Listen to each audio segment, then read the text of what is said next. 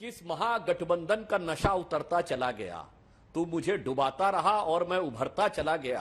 मंजिल समझ के बैठ गए जिस राह पे चंद लोग, पटना के लिए कह रहे हैं, मंजिल समझ के बैठ गए जिस राह पे चंद लोग, मैं ऐसे कितने ही रास्तों से गुजरता चला गया। ये वास्तविकता है आज की राजनीति। अजीत पवार के एनसीपी के बीजेपी के साथ सरकार में शामिल होने पर पूरा विपक्ष तिलमिला उठा है। एनसीपी के भ्रष्टाचारी होने के सवाल पर सुधांशु त्रिवेदी ने कांग्रेस को मुंह तोड़ जवाब दिया। आइए सुनते हैं। कि भ्रष्टाचार पर व्यवहार की झूठी गारंटी जारी रखें, सारे चोरों की फहरिस्त है आपके पास, सबकी सत्ता में भागीदारी रखें। अरे अभी 3 दिन पहले तो प्रधानमंत्री जी आपने गारंटी दी थी भ्रष्टाचारियों पर वार की, और सबसे पहला नाम किसका लिया था? अजीत दादा पवार के 70,000 करोड़ के सिंचाई घोटाले का भोपाल में कहा 70,000 करोड़ का घोटाला। और सुनील तटकरे कौन है? उनके साथी उस घोटाले में। प्रधानमंत्री जी कुछ तो प्रमाण होंगे, आपने आरोप लगाया तो, जिनकी बिटिया को भी मंत्री बनाया उप मुख्यमंत्री के साथ। ये जो प्रफुल्ल पटेल साहब के चेहरे पर प्रफुल्लता दिखाई दे रही है, इन नेताओं की जो सुर्खियां दिखाई दे रही है, उसके पीछे की कुछ सुर्खियां मैं आपको बता देता हूं सिर्फ 10 सेकंड में। अजीत पवार साहब और सुनेत्रा जी जो उनकी वाइफ है, उस पर ईडी ने एमएससी बैंक घोटाले की चार्जशीट अभी फाइल की है, जिसमें उन दोनों का नाम नहीं, भारतीय जनता पार्टी आरोप लगा रही थी इस सिंचाई घोटाले के अलावा। अरे साहब, मुल्ला हसन मुशर्रफ कौन है बताइए, जिनको मंत्रिमंडल की अभी शपथ दिलाई आपने? इनके किरीट सोमैया जी जगह जगह प्रेस कॉन्फ्रेंस लेते घूम रहे थे कि अरे साहब सैकड़ों करोड़ रुपए इनकी शुगर मिल में अवैधानिक रूप से आए। और अभी 1 महीने पहले इनके यहाँ 3 रेड हुई और इनके सहयोगियों का रेड हुई। अब आप प्रफुल्ल पटेल साहब जो प्रफुल्लित हो रहे हैं ना, उन पर आरोप क्या लगाया भाजपा ने? उन पर आरोप ये लगाया कि ईडी ने जो संपत्तियां इनकी कुर्क की है, इकबाल मिर्ची के साथ संबंध है। कौन इकबाल मिर्ची? वो इकबाल मिर्ची तो दाऊद इब्राहिम का दायां हाथ। अरे इतनी सारी बातें अभय दुबे जी आप बता रहे हैं, अभी इसी पर रहते हैं ना। देखिए बीजेपी तोड़फोड़ कर रही है, लेकिन दूसरी तरफ पार्टियां भी तो टूटने को तैयार बैठी है ना।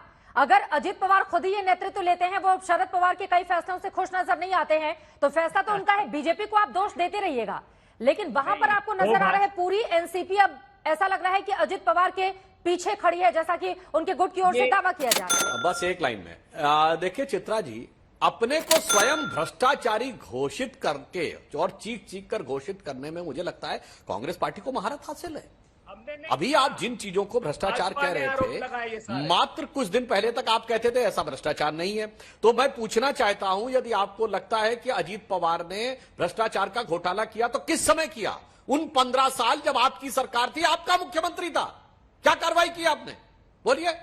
तब आपका स्टैंड है कि ऐसा कुछ नहीं। आज तो आप बताइए, यदि आज आपका स्टैंड यह है कि वो भ्रष्टाचार था, तो साफ साफ कहिए कि आपको पता था भ्रष्टाचार है, इसके बावजूद आप साथ में थे।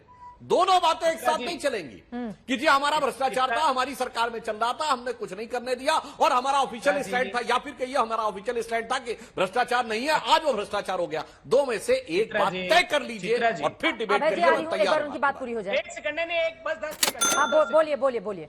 अरे अभय दुबे बहुत छोटा आदमी है साहब, देश के प्रधानमंत्री जी के पास प्रमाण है। सुधांशु त्रिवेदी जी 3 दिन पहले पूछिए ना प्रधानमंत्री जी से, एक बार साहस हो, पूछिए किरीट सोमैया से, पूछिए देवेंद्र फडणवीस से जो कह रहे थे पवार दादा चक्की पिसिंग पिसिंग पिसिंग, सत्ता आ जाने दो चक्की पिसवाएंगे शरद अजीत पवार से। क्या हुआ साहब? सत्ता की भूख मिटा लिया आप लोगों ने।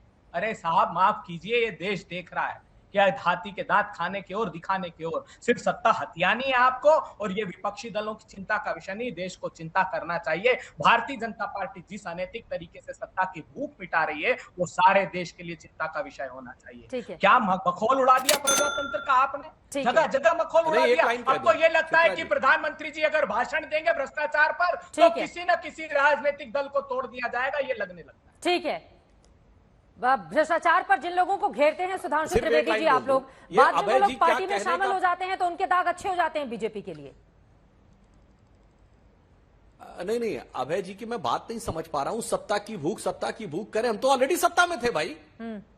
कोई उलट पलट करके सरकार बन गई हो तो आप कहिए, हमारी इस समय तो ऑलरेडी सरकार चल रही थी, हमारा मुख्यमंत्री है, हमारा बहुमत है, तो कौन सी सत्ता की भूख आप कहने लगे? हाँ, आपकी मैं कहना चाहता हूं, आपकी बातों से सत्ता की भूख साफ दिख गई या तो सत्ता में रहते हुए आप उसको भ्रष्टाचार मान रहे थे, यदि आपका आज का वक्तव्य सही माना जाए तो सत्ता की भूख में आप साथ में थे, और यदि आपका वक्तव्य आज सही न माना जाए तो आप आज झूठ बोल रहे हैं। दो में से एक बात आपको तय कर लेनी चाहिए। फैक्ट ये नहीं है, फैक्ट यही परिवारवादी पार्टियों के साथ अंततः यही हर्ष होता है कि पार्टी, संगठन, कार्यकर्ता, विधायक, सांसद एक तरफ चले जाते हैं और परिवार एक तरफ रह जाता है। उत्तर से दक्षिण तक यही हुआ और कमोबेश यही आपकी पार्टी में। ठीक, एक के बाद एक बयान सामने आए हैं राजीव रंजन जी, चाहे वो सुशील मोदी हो, उनका ये कहना है कि जेडीयू के कई सांसद और विधायक हमारे संपर्क में हैं, वो शामिल होना चाहते हैं क्योंकि वो राहुल गांधी के नेतृत्व को और ये जो विपक्षी एकता है उनको ये नहीं समझ में आ रहा है। असर पड़ेगा क्या महाराष्ट्र का, बिहार पर भी? मैं केवल 2 लाइन केवल सुधांशु जी के बारे में केवल कहना चाहूंगा, इसका बिहार पर मैं जवाब।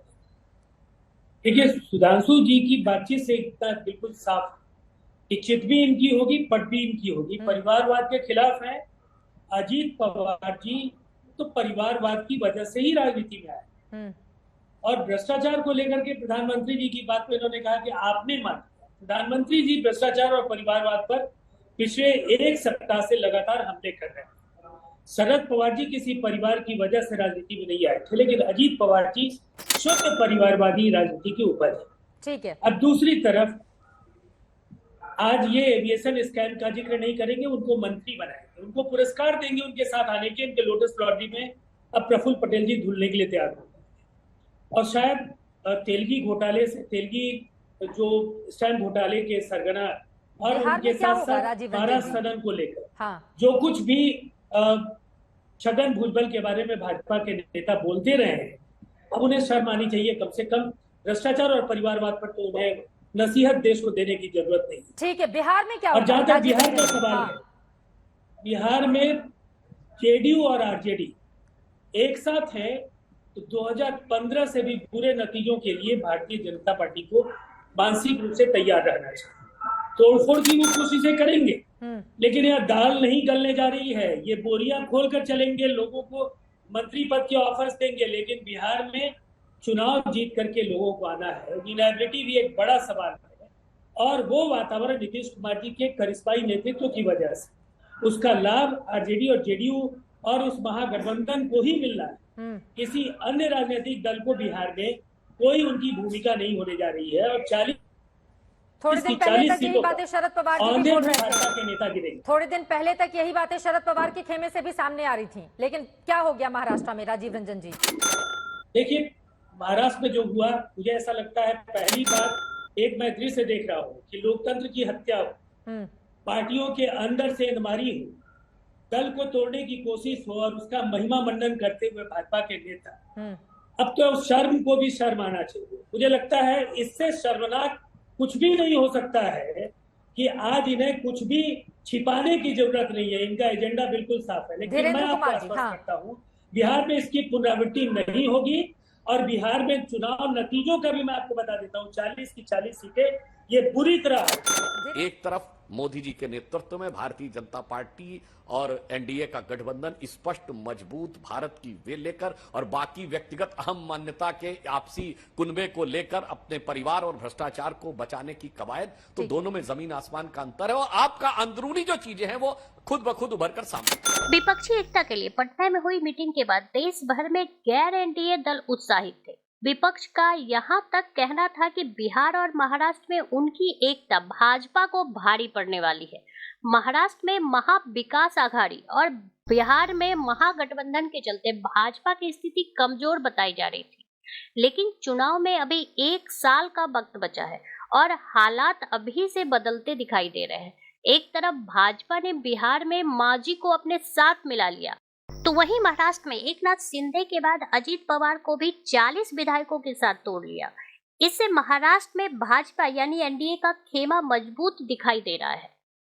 यही नहीं, कहा जा रहा है कि अन्य राज्यों में भी भाजपा ऐसा ही प्लान बना सकती है। बिहार और महाराष्ट्र के बाद अब उत्तर प्रदेश में भी कोई बड़ा बदलाव हो सकता है। खबरें हैं कि भाजपा के रलौद नेता जयंत चौधरी से बातचीत चल रही है। यहाँ तक चर्चाएं हैं कि रलौद का भाजपा में विलय हो सकता है या फिर गठबंधन भी हो सकता है। महाराष्ट्र में यूपी के बाद सबसे ज्यादा 48 लोकसभा सीटें हैं, इसलिए यह राज्य अहम है वहीं यूपी में भी सुभाषपा को साथ लाने के बाद अब रलौत पर नजरें हैं। इसके अलावा निषाद पार्टी और अपना दल पहले ही साथ है। इस तरह भाजपा यूपी, बिहार और महाराष्ट्र में क्षेत्रीय दलों को साथ लेकर या फिर गुटबाजी का फायदा उठाते हुए खुद को मजबूत कर रही है। महाराष्ट्र में रविवार को जो घटनाक्रम हुआ वो अचानक नहीं हुआ। सूत्रों का कहना है कि भाजपा और अजित पवार के बीच पिछले 4 महीने से बातचीत चल रही थी। शुरुआती दिनों में भाजपा के राज्य नेतृत्व के साथ अजित पवार की बातचीत चल रही थी, फिर केंद्रीय नेतृत्व ने भी दखल दिया। यही नहीं, किसी समझौते पर पहुंचने के लिए कई बार अजित पवार ने भाजपा के नेताओं से मुलाकात की थी। इसके लिए वह दिल्ली आए और मई में होम मिनिस्टर अमित शाह से भी मीटिंग हुई थी।